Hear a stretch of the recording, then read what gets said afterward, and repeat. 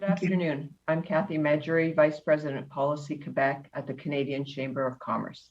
It is my pleasure to introduce Devon Lewis, Senior Director, Commercial Operations at Gilead Sciences.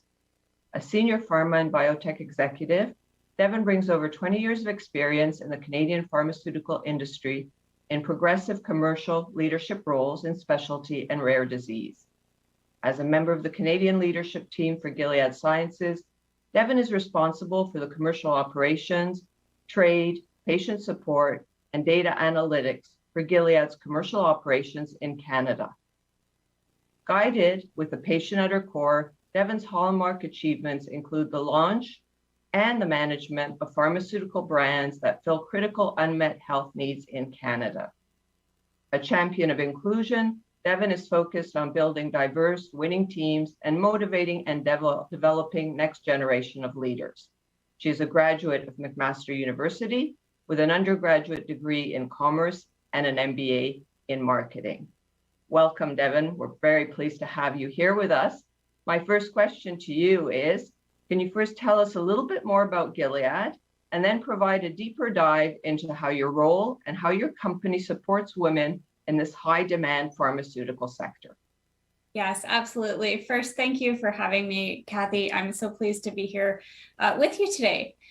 So Gilead is a pharma biotech company that really specializes in virology and oncology.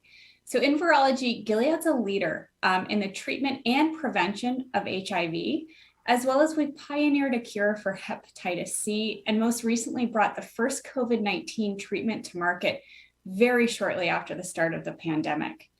As well, in the last 5 to 10 years, we've made significant contributions in the area of oncology, launching CAR T treatment for various lymphomas, and Trodelvy for triple negative breast cancer, which is a very aggressive breast cancer, which robs women in the prime of their lives.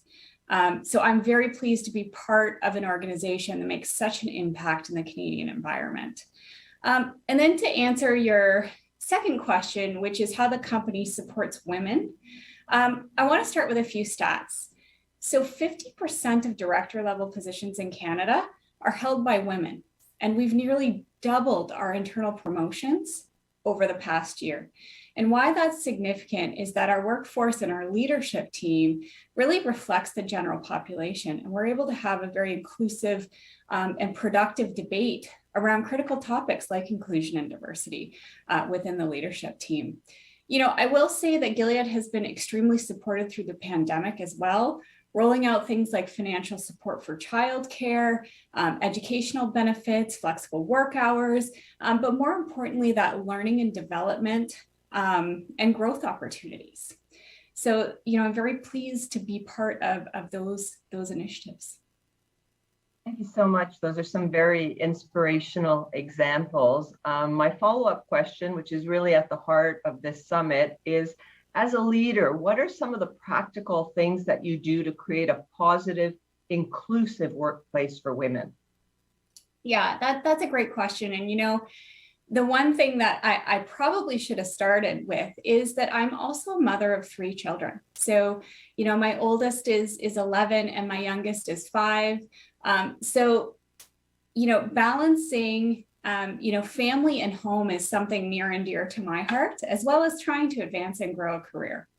So, I think when most people address this question, many people look at the corporate-wide policy changes like more vacation or flex time or different things like that. But, in my experience, while those are very, very important, what I think matters most is really how us as direct managers and team members really support, each other in the workplace. And this isn't, applicable to just women, but also members of other various communities that may have differences to our own differences.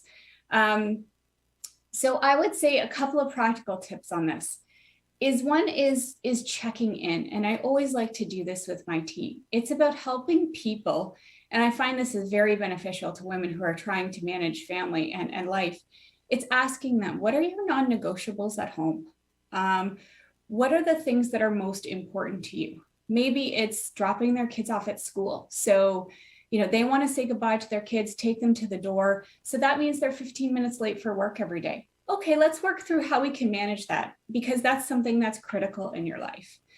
For others, it's, maybe attending track and field on half a day this Thursday. How do we allow you to do that and manage around that? And then how do we make that as leaders okay? And I think how we do that is really by setting examples in how we behave. I'm very open with my team that, my daughter has a dance competition on Thursday. I'm not going to be here, but you can email me and check in. And if it's really, really urgent, I'll respond. If it's not, we'll get there on Friday. So it's setting those boundaries for yourself and really setting the example that it's okay. I talk a lot with my team about, the old adage of glass balls and rubber balls, but it's allowing them, the comfort to recognize that. I talk about it in the context today of women and kids, but for other people, it's different things. So I think it's checking in as well. The other thing I will say is, through COVID, there was a lot of challenge that was put on women and individuals in terms of homeschooling their children, elder care. People got through that and they're here today, but we are not out of the woods. I think what we're experiencing today is burnout. A lot of people have survived it. They're looking towards the future and they're tired. And I think it's checking in and recognizing that in different individual employees and really working towards that open dialogue about how do we support each other as a team. And if you need to take half a day, let's figure out how we do that within the context of your work. So I think it's really fostering that supportive environment. And it's not only manager to direct report, it's across a team. And that's really hard to do. But that's something that I strive for every day, to continue to do that. Thank you very much, Devon. And I think you're right. I think COVID has uncovered and led to some, very difficult situations for women, particularly as it concerns mental health. And I think that's an issue that, we're really starting to dig into and talk about. So I think you're very right in pointing that out. The final question that I would like to ask you sort of builds on the previous one. You gave us some great examples, specifically around the advancement of women into leadership positions. What, in your experience, are some of the things that we can implement as leaders and colleagues? What are some learnings that you can share with us as it pertains to really that movement upwards for women? Yeah, I'm so glad you asked that question, because this is an area that I am incredibly passionate about. And I want to touch on two things. And the first is the difference between mentorship and sponsorship. And the second, I really want to talk about mat leave and how we help women manage through those stoppages in their career. So when we talk about the first, mentorship and sponsorship, a lot of great organizations with the best of intentions put together mentorship programs for women in leadership, or, we'll send women to a seminar where they're influenced by other women, which is wonderful. And we need that influence. But I think where they fall short is really in, coaching and teaching around sponsorship. So I'm part of at Gilead, I'm part of Women at Gilead, which is a great organization that provides women the opportunity to talk with each other informally. I'm also part of a formal mentorship network where I have a very executive leader mentor, and I also provide mentorship to those in my organization. And one of the first things I like to talk about is how we're going to approach mentorship and our relationship. I will say many people go into a mentorship program, thinking about, okay, these are the skills that I want to improve upon. These are the skills that I want to get better at, versus really using that mentorship opportunity as a platform to solicit sponsorship in their career. So, and by sponsorship, I mean the advocate in the room when you're not there. So when your name is discussed at the table for the next job or the next promotion, you have an advocate. You don't have a mentor, an advocate. So, that's something that I really like to talk about with, in particular, women on my team when they're invited to participate in these types of programs. How are you going to communicate your background? What do you want to get out of this relationship? How are you really going to create that advocate in the room with your mentor?